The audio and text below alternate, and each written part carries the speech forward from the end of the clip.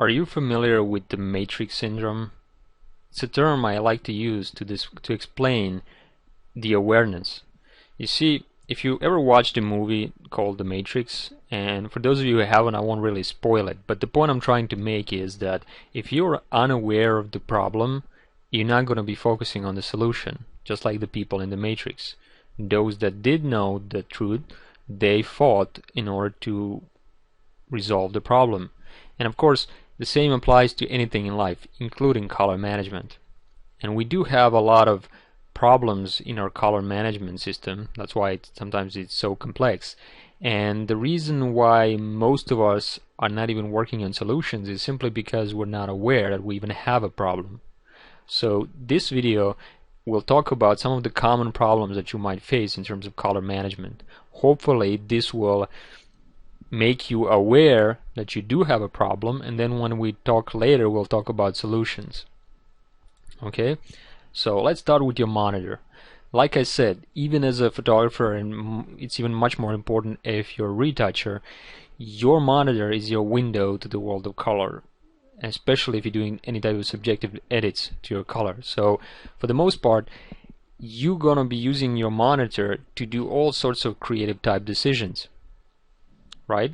And if your monitor doesn't display properly the color, then of course it's like being in Matrix. You're not aware you have a problem, so you're not working on a solution. So let me show you. Most monitors are not really designed, most out of the box, especially lower end monitors, are not designed to work with photographic images in terms of preparing them for print. Rather, they're multimedia type devices. That means that they're more likely for you to watch movies such as Matrix, or you might play video games on it. You might view images and web search things like Wikipedia, social media, Facebook, Twitter, and so on. You might check your emails.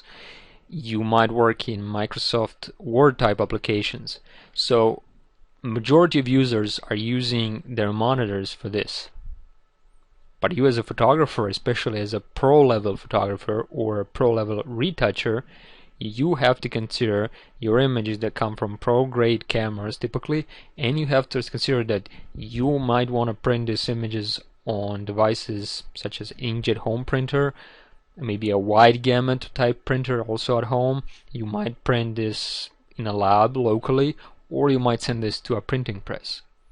And the point I'm trying to make is that your monitor out of the box is designed to be a multimedia, multi-purpose type device. And all of these different things that we might do on our monitor don't act optimally on the same settings. For example, if you're playing video games or if you're watching a movie, you might want very bright, contrasty, saturated colors to really, scream and run across the room when you look at an image.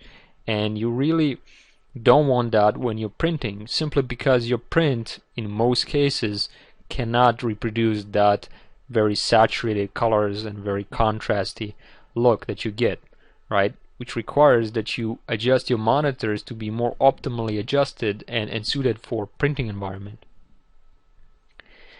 We can in fact fit all of this into our monitor as a workflow, but it requires that we understand the problem and that we adjust accordingly.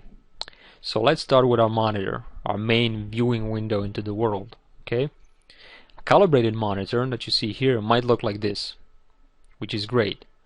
And if you don't know what calibrated monitor means, well, the process of calibration is simply the process in which we put our monitor in already predetermined, known, stable state in the way it produces color and tone.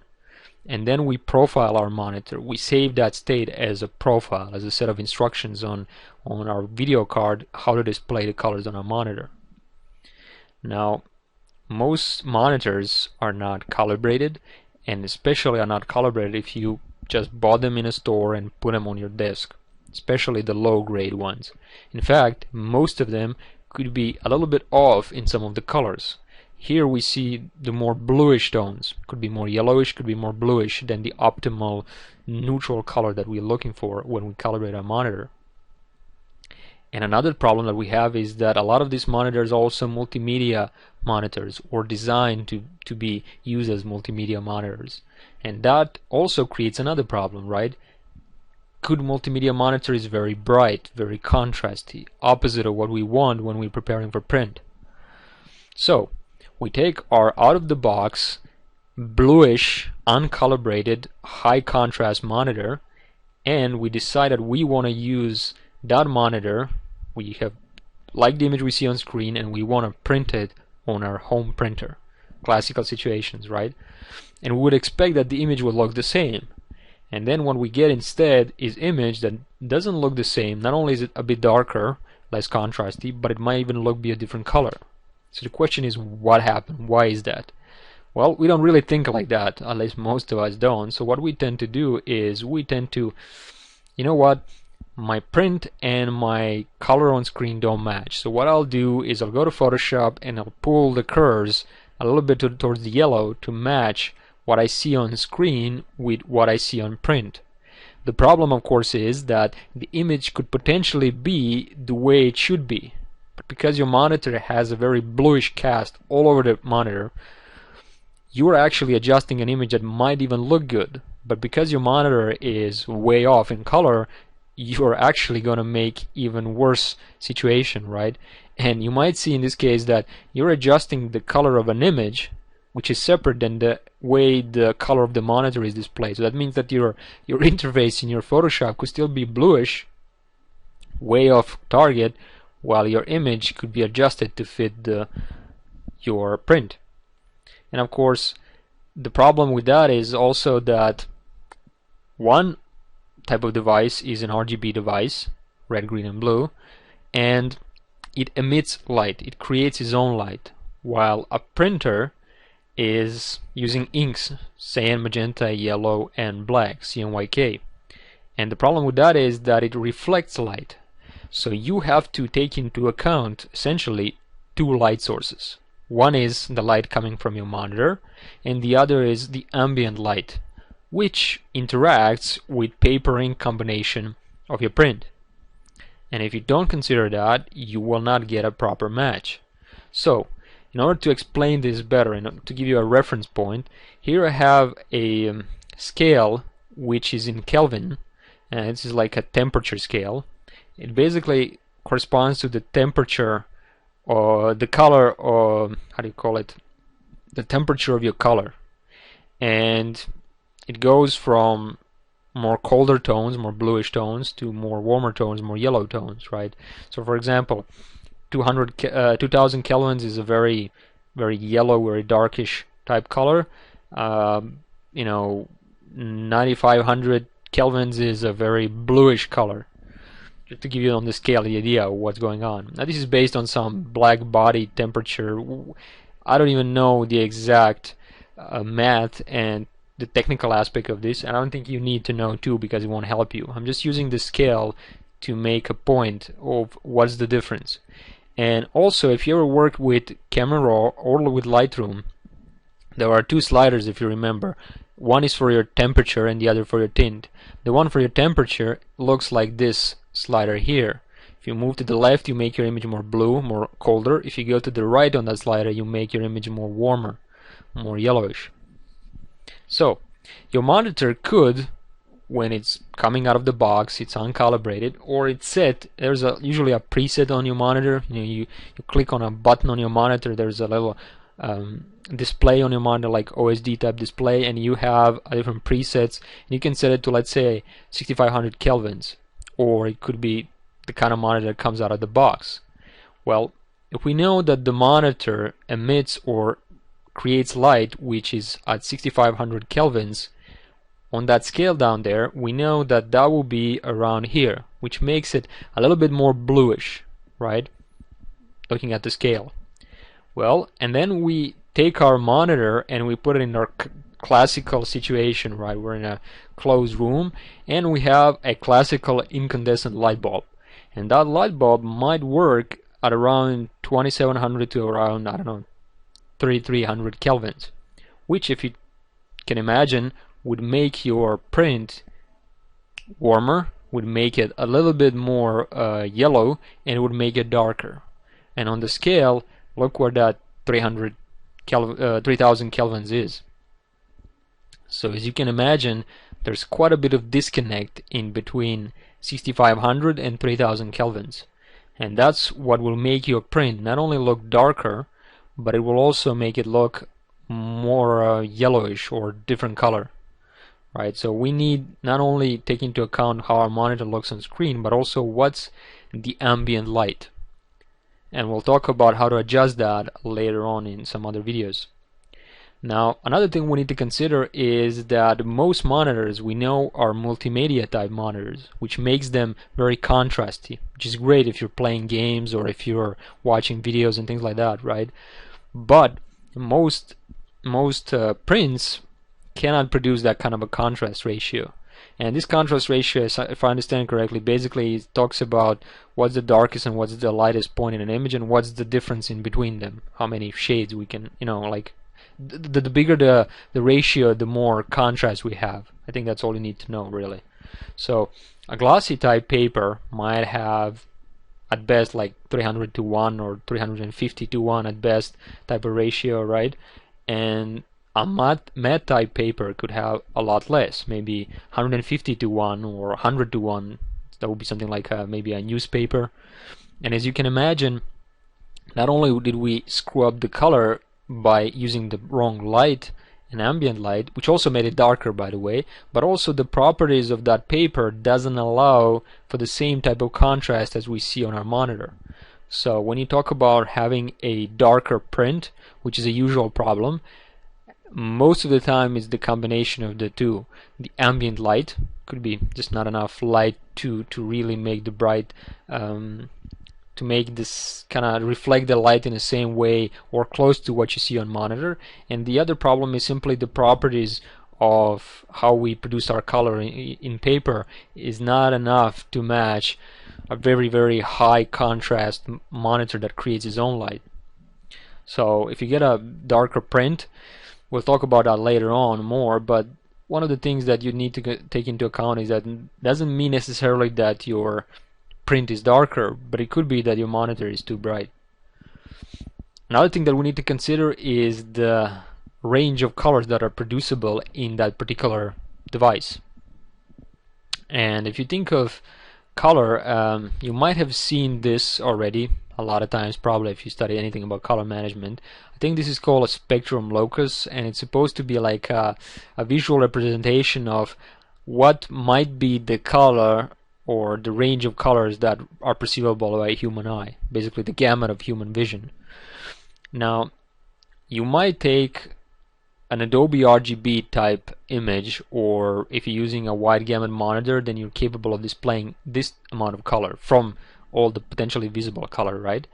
And of course, if you're using a, let's say, a prepress, and you're sending your files to be printed there, that prepress cannot produce all the colors your monitor can, or that can be contained in an image. And as a result, you're gonna have to find a way to compress all the colors that were once in that bigger space into a smaller one.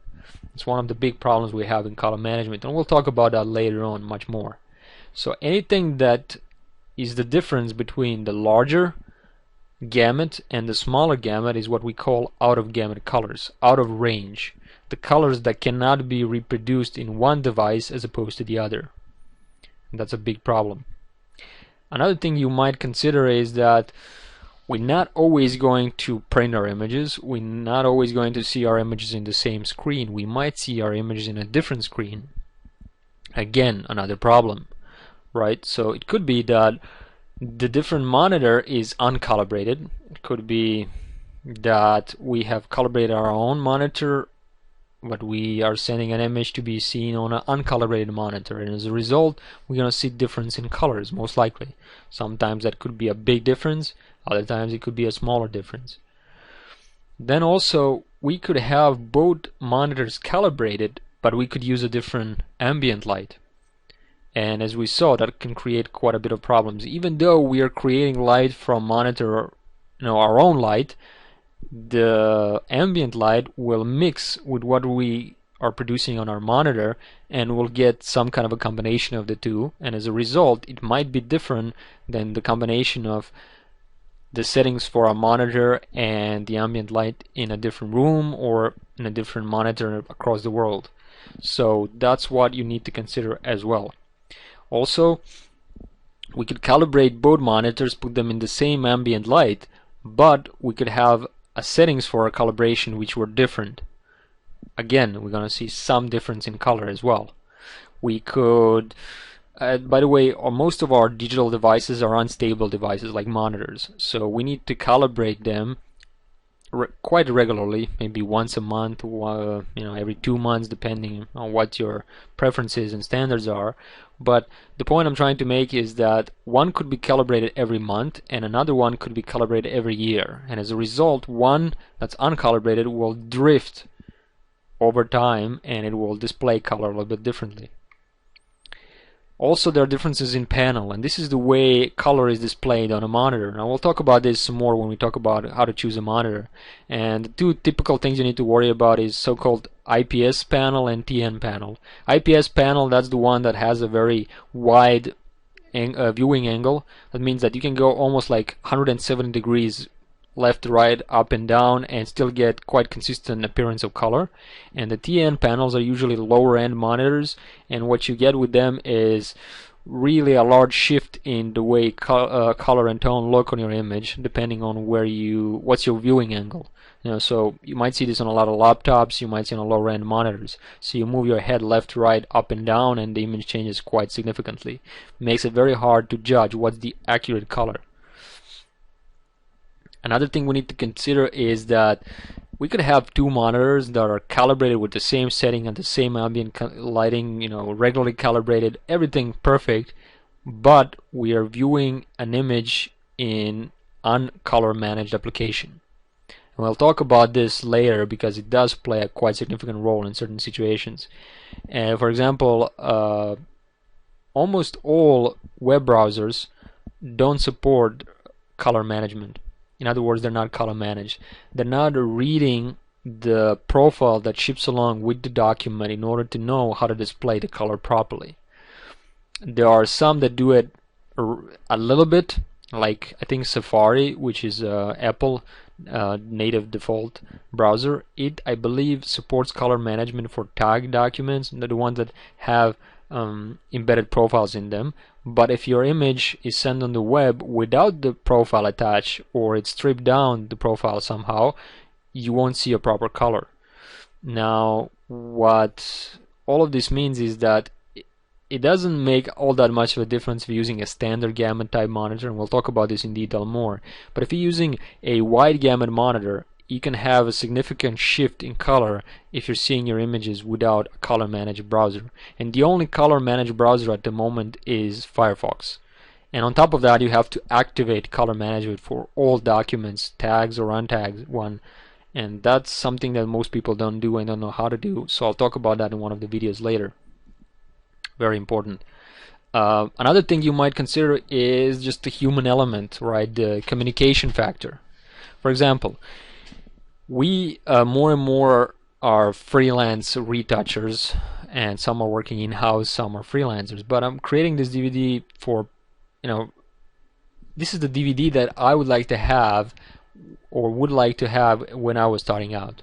And I was a freelance retoucher, so as a freelance retoucher, you work with different people across the world. We live in a global economy, and we're connected with internet. Everybody has internet, right? And the digital images are just like sending an email. It's not like you're sending a camera to somebody or a package. So it's very convenient to hire somebody across the world to do a retouch for you because they're more qualified, they're cheaper, they're better to work with, and so on and so forth. And of course, typical example, and this is a case study of something that happened to me, or similar to what happened to me, but it might as well happen to you as well, and you're completely unaware that there was a problem, right? Matrix, you're living in a matrix. So let me show you what happens. Let's say a Miami, Florida, US based photographer is one part of this equation. There is a retoucher, let's say that's me or you or whatever, who works in, I was working in Croatia, right? So let's say you're working somewhere in Europe. And of course, we have a magazine that's going to print our images, which are shot by the photographer, retouched by us somewhere in Singapore, right? And the problem with this is that we're doing this globally. We're not, beyond internet, we're not physically connected. We're not sitting one next to each other. And this can lead to quite a bit of confusion. Let me show you what I mean. A Miami photographer, right, could view an image on their screen which looks the way they see it. You know, they may even have an uncalibrated monitor in this case. So they don't even know that this is a problem, right? They just see the way they see color, and they think this is the way the image looks, period. So what they do is they send the image to me. I have, let's say I have a calibrated monitor, I retouch an image and I send it back to them. But here's the problem. We are not connected physically. So if we're not talking about the color management issue and we're both aware of it, the problem is that I have created an image that looks in a certain way. Let's say the skin tones are more yellow, right?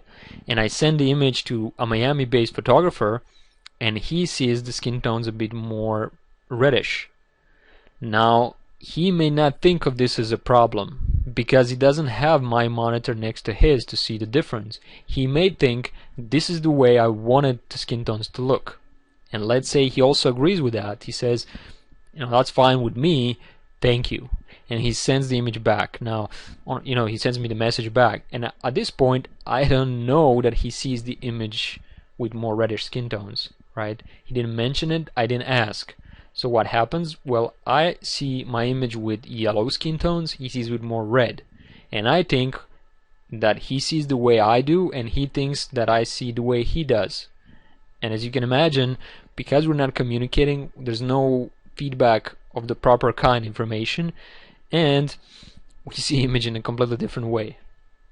And then he wants to send an image from Miami to me to send to Singapore, or he sends it directly to Singapore to be printed in a magazine there.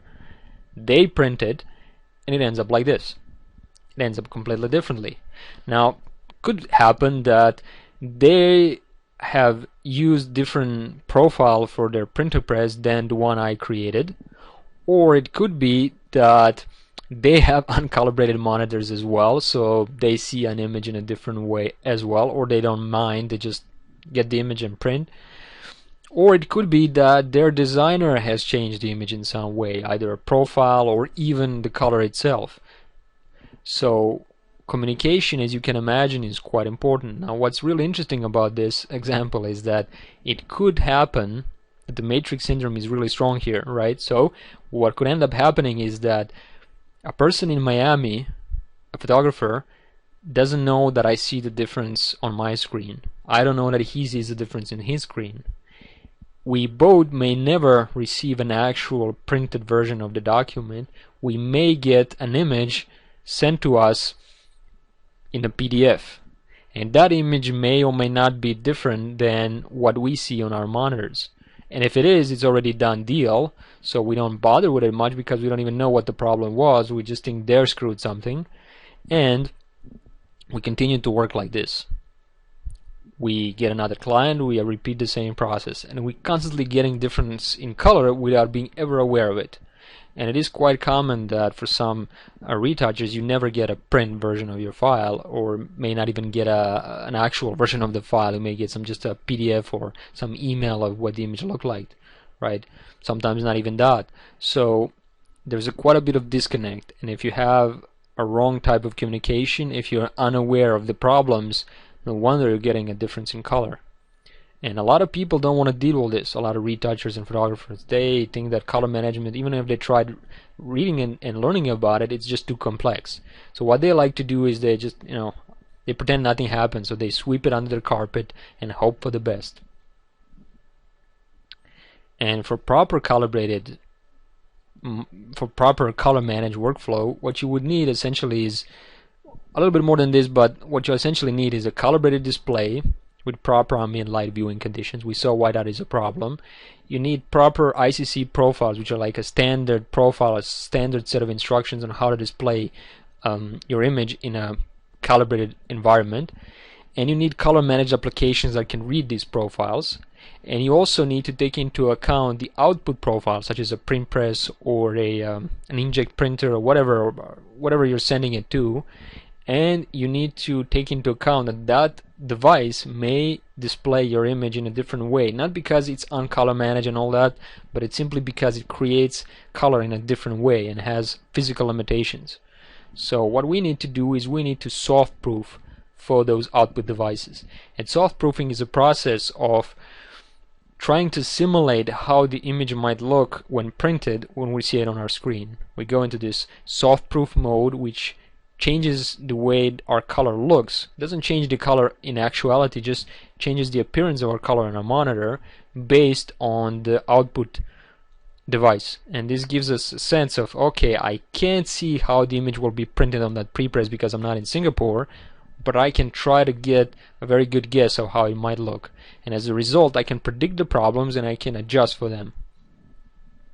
So that's a very important thing to do, and we'll talk about soft proofing a lot. And pretty much I think that this video covers some of the common problems that you might find in a color management type workflow or uncolor managed workflow. And also these three examples, right? Miami, Osaka, and Florida. I mean Miami, Osaka, and Singapore. Another problem that you might see is that none of us has calibrated monitors, and none of us know about color management. None of us are using the proper ICC profiles, and you can imagine what are chances of us getting the correct color across the board. Very little. So beware of the matrix syndrome. Become aware of the problem so you can focus on a solution.